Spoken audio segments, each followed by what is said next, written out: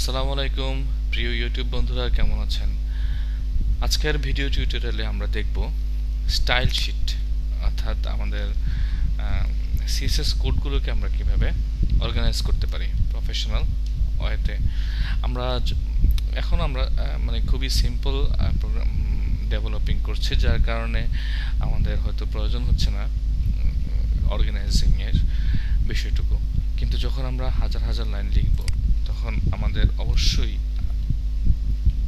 আলাদা করে কোন অংশটুকুর জন্য, অর্থাৎ আমাদের ওয়েবসাইটের কোন কন্টেন্টের জন্য আমরা কোন অংশটুকু ব্যবহার করেছি সেটা আমাদের প্রয়োজন হবে, না হলে আমরা ভালো প্রোগ্রামিং করতে পারবো না। তো শুরু করে আমরা কিভাবে কমেন্টস লিখব। তো কমেন্টস লেখার পদ্ধতিটি হচ্ছে এই সিএসএস এ প্রথমে ব্যাকস্ল্যাশ, তারপর হচ্ছে একটি স্টার, দেন আমরা এখানে আমাদের কমেন্টসগুলো লিখে আবার আমরা স্টার দেব, তারপর ব্যাকস্ল্যাশ দেব। দেখুন, এটাই হচ্ছে কমেন্টস। এইটুকু কমেন্টস আমরা যখন ব্রাউজারে সাইটটা ওপেন করব, তখন এই কমেন্টসটুকু ব্রাউজার রিড করবে না।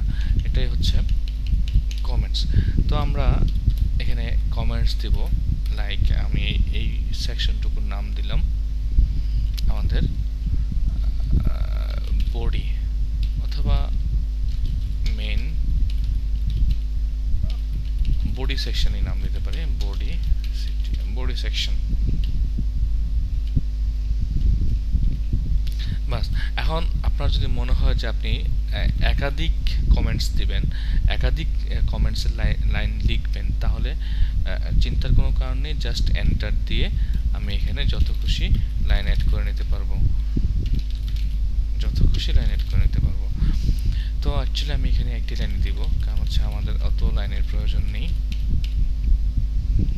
তো আমরা এখানে দিলাম, একটি কমেন্টস লিখলাম। তো এখানে বডি সেকশনের মধ্যে কি কি থাকবে? বডি থাকবে, হেডার থাকবে, নেমবার থাকবে, মেইন থাকবে।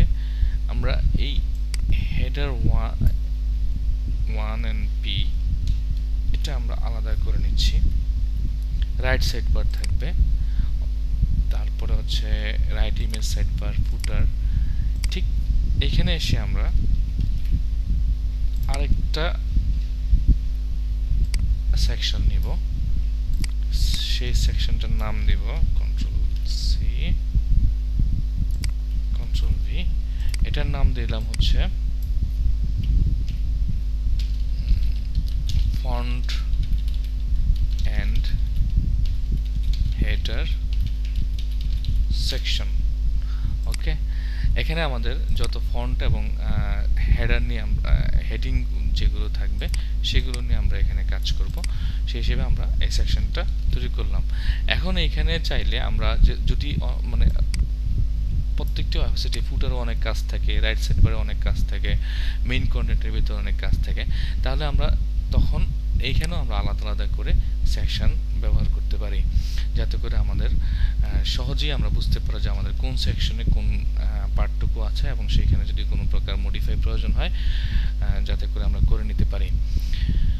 তো প্রিয় ইউটিউব বন্ধুরা, আমরা দেখলাম যে কিভাবে একটি স্টাইল শিটকে অর্গানাইজ করতে হয় প্রফেশনাল ওয়েতে। তো দেখিনি আমরা একবার যে আমাদের এখানে কোনো পরিবর্তন হচ্ছে কিনা। না, আমাদের ওয়েবসাইটে কোনো পরিবর্তন হয়নি।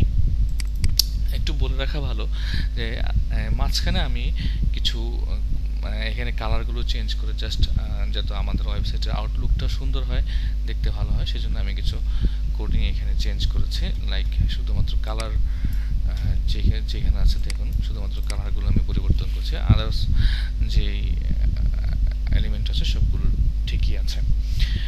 তো প্রিয় বন্ধুরা, পরবর্তী টিউটোরিয়ালের আমন্ত্রণ জানিয়ে আজকে এখানে শেষ করছি।